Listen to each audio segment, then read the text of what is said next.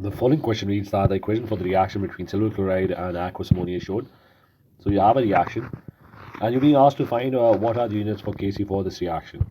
So the first thing that we will do is we're going to write the expression for Kc.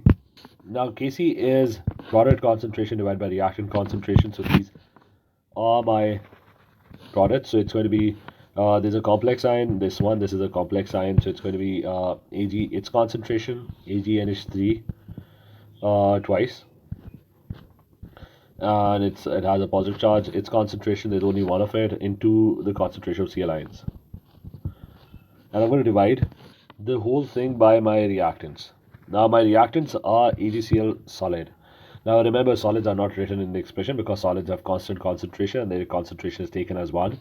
So you're not going to write AgCl solid. The other one is NH3. So it's going to be divided by the concentration of NH3, and there are two NH3s in the equation, so it's going to be the concentration of NH3 squared. Now I'm going to simplify it for the unit. So let's take concentration as x, mole per dm cube. I'm going to suppose that it's x. So it's going to be x into x divided by x squared. So x into x divided by x squared. Remember, x is the unit for concentration. All the x's get cancelled out. So you're getting basically no units at the end.